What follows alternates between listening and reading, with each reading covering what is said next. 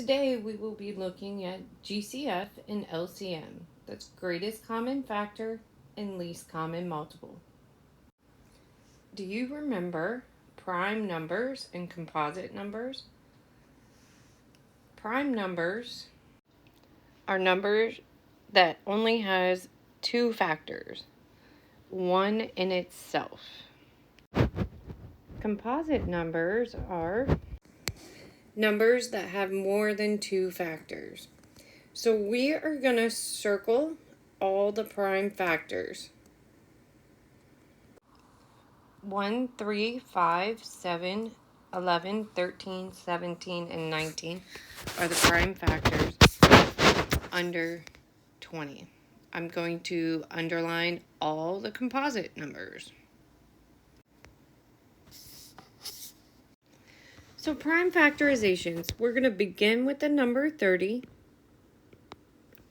We're going to pick any whole number factor pair of 30, other than 1 and 30. And we're going to draw branches from each 30 to each factor. So let's pick 2 and 15.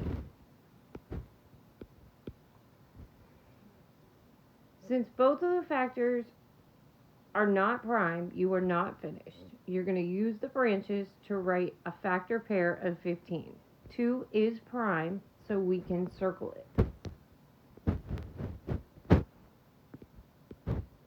15, 3, and 5. And then we can see 3 and 5 are prime. So we're done because the bottom of our branches are complete. So our prime factorization is 2 times 3 times 5. Let's try one. We're going to create a factor tree and write the prime factorization of 24.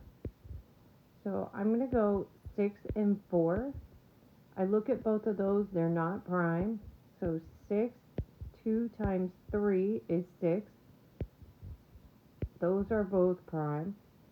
4, it's 2 times 2. Those are both prime. So our prime factorization is 2 times 2 times 2 times 3. What would the prime factorization of 24 look like if we used using exponents? So here we have our exponents. We have 2 times 2 times 2 times 2, which is 2 to the 4th, because we multiply 2 by itself 4 times. The base is 2. The whole thing is your power. And the little number up to the right tells you how many times you multiply the base by itself is called the exponent. So if I look down here, I have 1, 2, 3 2s. So that means it's 2 to the 3rd. And then I just have a 3. Greatest common factor. One way to determine the common factors is to use the prime factorization. Start by writing each number as a product of its prime factors. So you can find these prime factors by doing a factor tree. So I have 7 and 8. 7's prime. 4 and 2. And then 2 and 2. So that's where I got the 2, 2, 2, and 7. Now if I do 42, 7 and 6, and then 3 and 2. So here we have 2, 3, and 7. So we're going to write those down here in our table. So we're going to organize them. So we'll use 42, and then we'll have 2, 3, and 7, and then 56, we have 2, 2, 2, and 7. So I'm going to pull out the common factors. So both of them have a 2. Both of them have a 7. There are no more 2's in 42, and there is not a 3 in 56. They don't line up. So our GCF, our greatest common factor, is going to be 2 times 7, which is 14.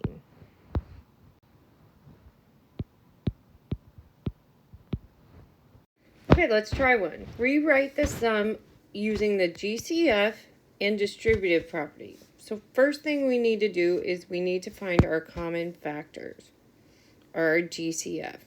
So I'm going to do that by doing factor trees for both numbers. 8 times 9 is 72.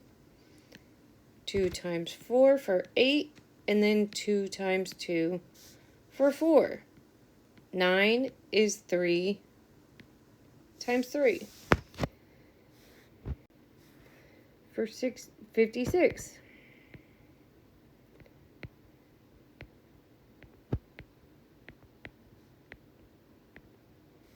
So now I'm going to list those factors.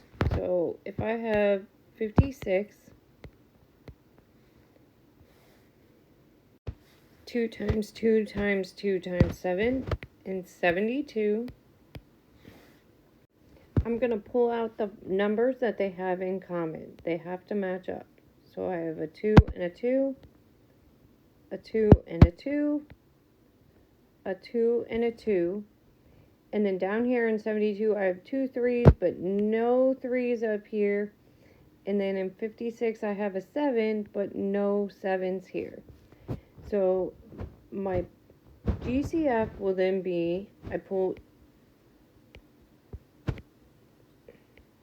my factors that are in common, 2 times 2 times 2, and it's 8. So that is my GCF equals 8. Now, how do we do that using the distributive property? So I'm going to go over here to the right, and I'm going to factor out an 8 from the 56. And if I do that, 8 times what equals 56? 8 times 7, and then I'm going to put my plus sign, and then 8 times what equals 72. So I'm looking at this and I'm saying 8 times what equals 56, and 8 times what equals 72, and that is 9, and that's what's going to go in your parentheses when you factor out to use the distributive property.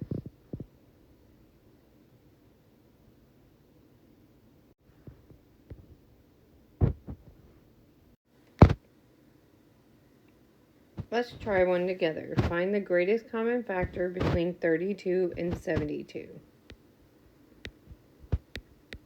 So 8 and 4 multiply to get 32. 2 and 4 to get 8. And then 2 and 2 to get 4. And here's 2 and 2. So for 32, we have 2, 2, 2, 5 2s. So let's do 72.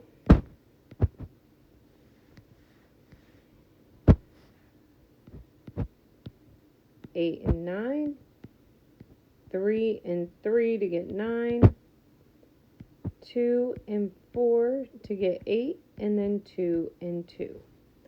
So for 72, we have 3 2s and 2 3s. So now I can pull out what's in common between the two. I have no more 2s in 72, and I have no 3s in 32. So it's 2 times 2 times 2 equals 8. So your GCF equals 8. So, common multiples. List the first 10 multiples of 12. List the first 10 multiples of 4. We're going to look at both of these, and we're going to find the smallest common multiple of each of them. So I'm going to try to find the smallest number that appears in both. So if I look 4, 8, 12, we have a 12 here and a 12 here. So that would be the smallest or the least common multiple, LCM, equals 12. We can also use prime factorization to determine the LCM. So we looked at the numbers 56 and 42. Then we have to determine what numbers are in common, just like we found the prime factorization. So the 2's in common, and then the 7's are in common. So that gives us 2 and 7. Then we're going to determine the prime factors that the numbers do not share. So they have a 2, and a 3. And then to find the least common multiple, you're going to multiply 1, 2, and 1, 7 together. And then you're going to add all the rest of the numbers that it didn't share. So 2, 2, and 3. You multiply all those together and you get 168. Let's try one together. So we're going to find the LCM of 9 and 8. We can do the prime factorization of 9 and 8.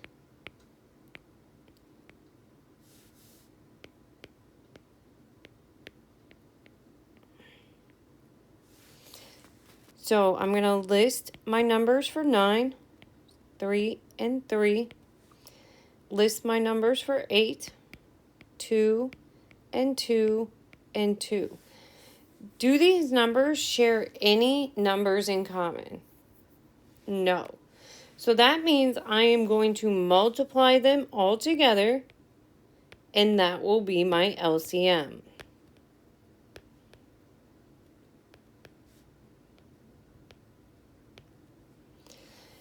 The next way I can do this, so I'm going to do this in a different color. I can list the multiples of 9. So I have 9. List the multiples of 8. And then compare the multiples to find the smallest number in common. So if I look at both lists, the smallest number in common is going to be 72. So our LCM equals 72. And that is both methods.